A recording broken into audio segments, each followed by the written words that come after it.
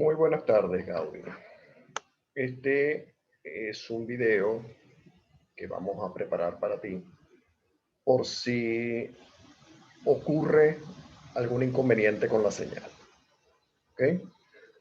La señal ha estado toda la mañana fluctuante, va y viene. Sin embargo, esta mañana no se pudo realizar una clase prevista en Zoom. De tal manera que vamos a tomar entonces las medidas preventivas del caso. Si no hay ningún inconveniente, esta tarde vamos a ver esto mismo y entonces, evidentemente, el video sería obsoleto o lo tienes de apoyo. Bien. Bueno, aclarado esto, Gaudí, vamos a comenzar. El plan es, evidentemente, cubrir todos los detalles teóricos del tema. Por supuesto, he reservado varias sesiones. Es posible que tengamos que cortar, reiniciar, etcétera, pero recuerda que esto tiene una duración limitada. Comenzamos entonces acá nuestra presentación y el tema que vamos a tocar es trabajo, energía y potencia. ¿De acuerdo?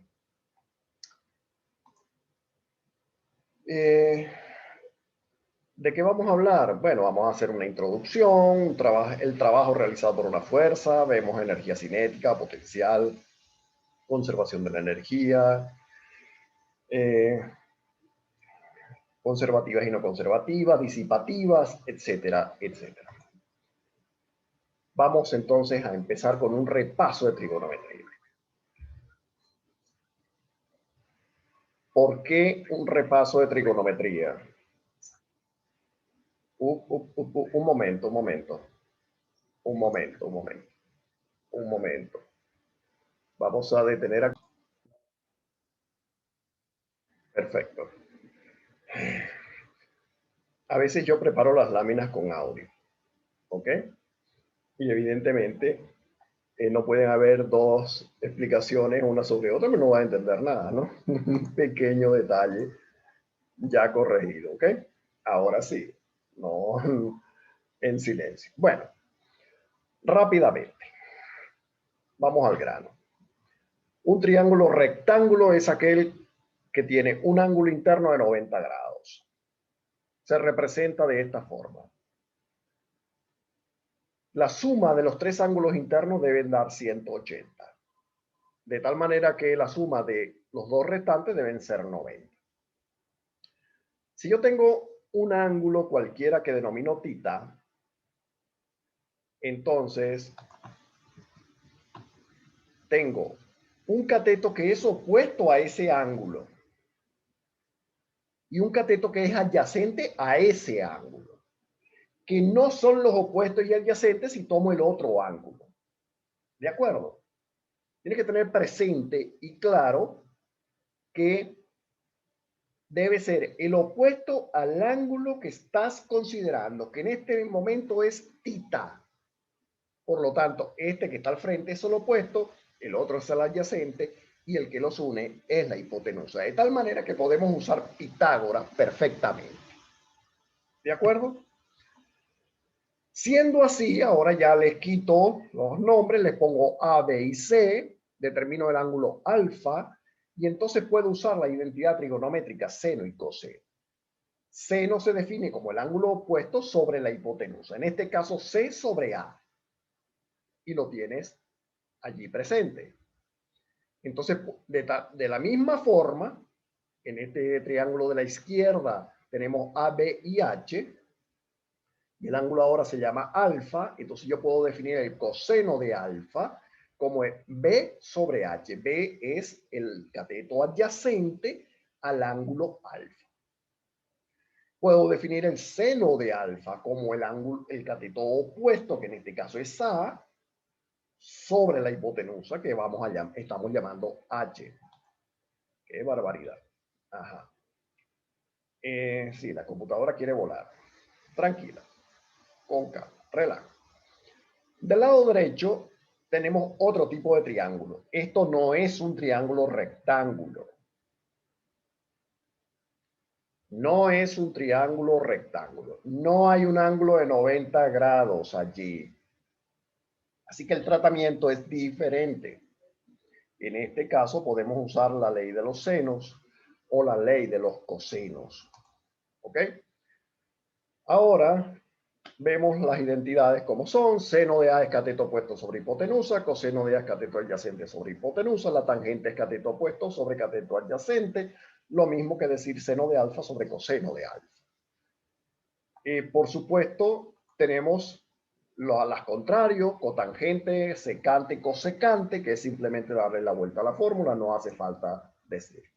En esta tabla demuestro los valores de seno, coseno y tangente de los ángulos más conocidos. Fíjate que el coseno de 0 grado es 1. Y yo sé por qué te lo digo cuando veamos más adelante las láminas de los problemas.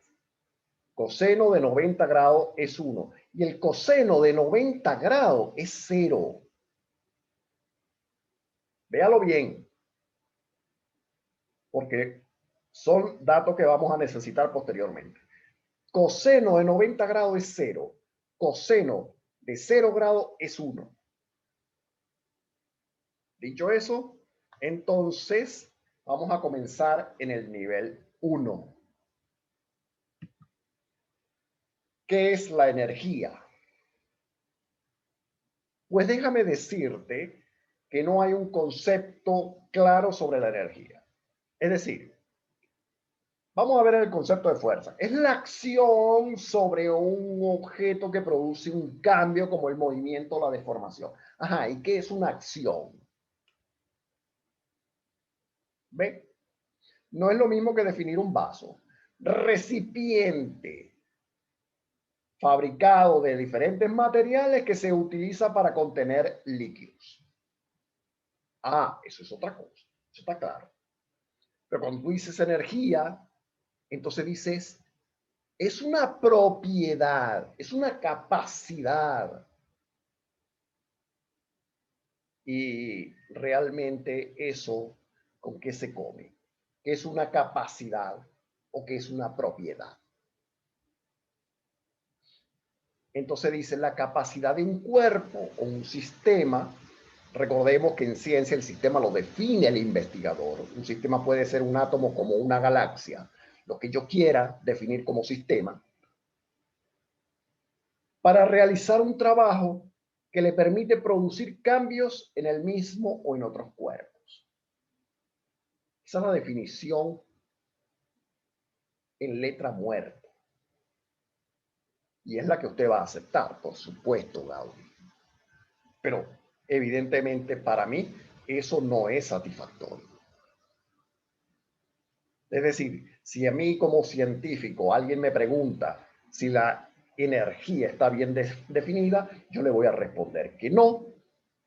Lo mismo que otros términos, por ejemplo, el de entropía. Es desorden. En serio, depende cómo se vea y bajo qué marco de referencia lo estamos viendo. En física, las cosas no son ni altas, ni bajas, ni bonitas, ni feas. Depende el sistema de referencia que usted esté utilizando. Así de claro.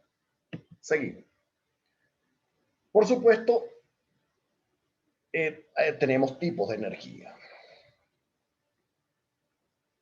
La más básica, energía cinética. Si hablábamos de capacidad, hacemos extensión ahora. La capacidad que tiene un cuerpo que se mueve para realizar un trabajo. Más adelante hay una lámina que vas a ver y la vas a tener además, donde se demuestra de dónde sale esta forma. Sin embargo, el hecho de que se utilice cálculo diferencial e integral saca esa demostración de este nivel. Ahí la tienes, revísala. Eres un individuo altamente intelectualmente competente, lo puedes revisar, lo puedes ver, te diviertes un rato, pero para los efectos de este curso, de este mini curso de preparación, no es necesario que entregues. Bástese decir que la fórmula que se utiliza para energía cinética es un medio de la masa por la velocidad al cuadrado.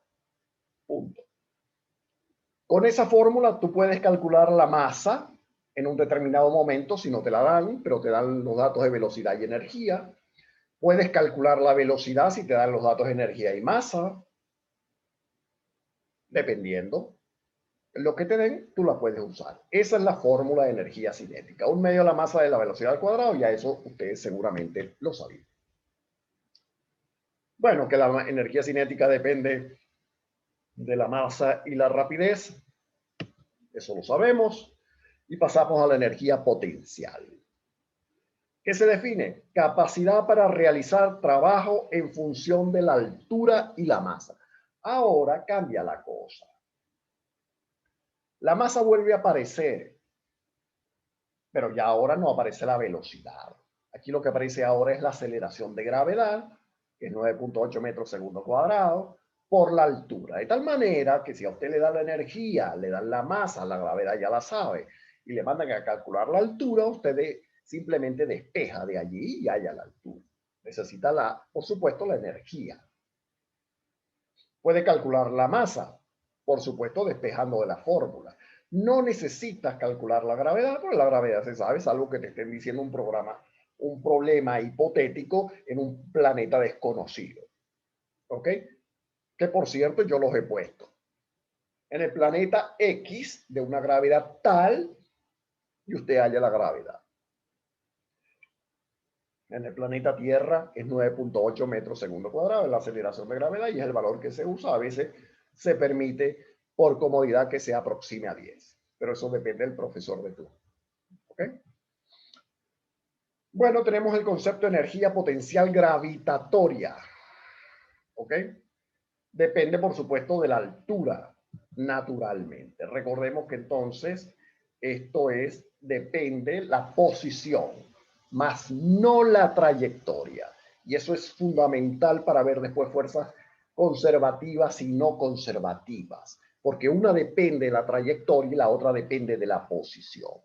Recordemos, la trayectoria son todos los puntos por los cuales un cuerpo se mueve desde el punto A hasta el punto B. El desplazamiento es simplemente el vector que une en línea recta el punto A con el punto B sin importar por dónde fue.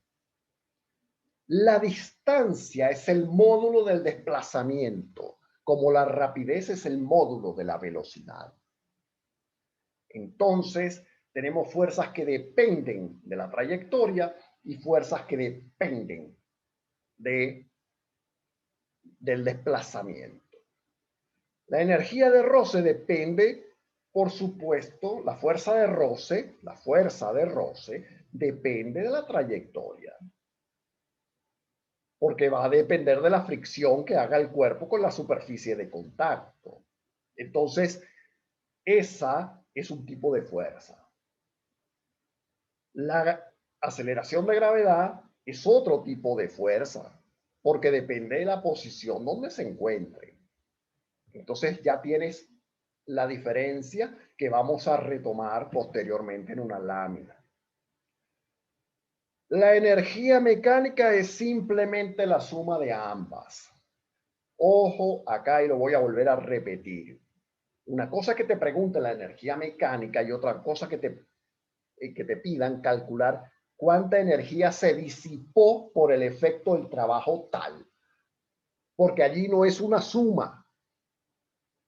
Cuando usted calcula pérdidas de energía, hay que restar.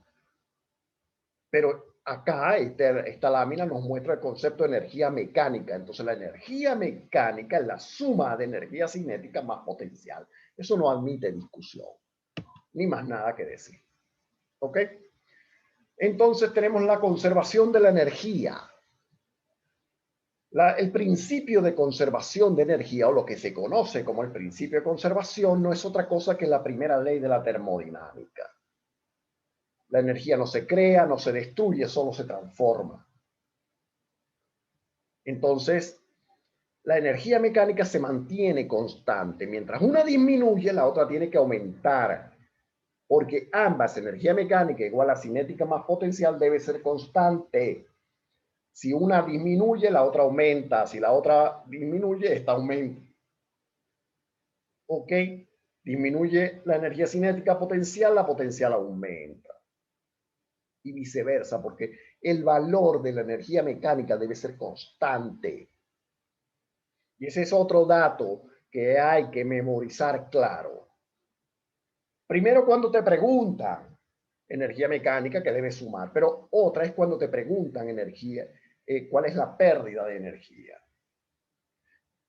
Que por cierto es una pregunta bastante usual cuando yo coloco potencia, que después veremos qué es. Entonces, muchos problemas, o sea, muchas dificultades para resolver problemas en física tienen que ver con la interpretación del enunciado. Los conceptos son sencillos, yo lo estoy dando rápido porque son conceptos para mí muy simples, pero hay que tener claro. Por ejemplo, y te pongo otro ejemplo, claro. Hay gente que confunde energía interna, calor y temperatura. Y son tres cosas distintas. La energía interna depende del movimiento interno de los átomos del sistema. La variación de esa energía interna produce calor. Y una medida de ese calor es la temperatura. Y no es igual. Sin embargo, para mucha gente es lo mismo. Como decir, el cuerpo absorbe frío. En serio, en física el frío no existe. Frío es ausencia de calor. Simple y sencillo. Entonces, el problema en física es la interpretación clara de los conceptos. No se entiende bien. Cuando yo digo, por ejemplo, que si un cuerpo sale del punto A y regresa al mismo punto A, el trabajo vale cero, la gente se queda viendo y dice, ¿cómo? No hizo ningún trabajo, pero si caminó 100 kilómetros. Caballero, trabajo es fuerza por desplazamiento. ¿Cuánto vale ese vector? Cero. ¿Y cero por cualquier cosa cuánto es? Cero. Entonces el trabajo efectuado es cero. En serio.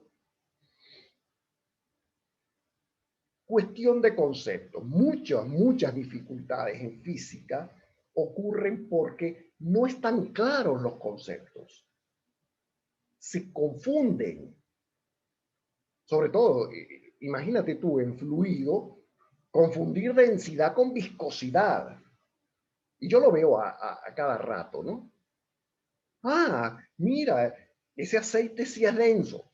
Disculpa, el aceite es viscoso, pero es menos denso que el agua, por lo tanto flota. Eso es aplicar física. Entonces, acá lo que se quiere es eso. Vamos a continuar, ¿ok? Déjame ver la hora para cortar esto y no, para que el video no quede tan pesado y poderlo subir fácilmente, ¿ok? Entonces, bueno, aclarado esto, seguimos. Estos gráficos usted lo va a ver, ¿ok?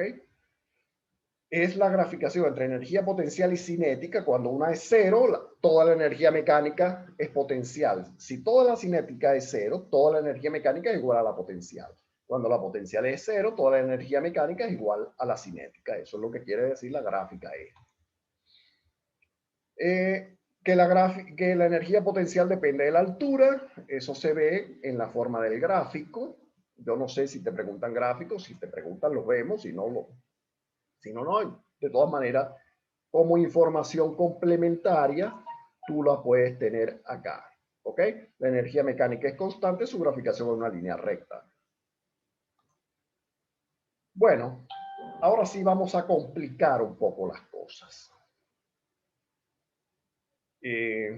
Vamos a parar este video acá.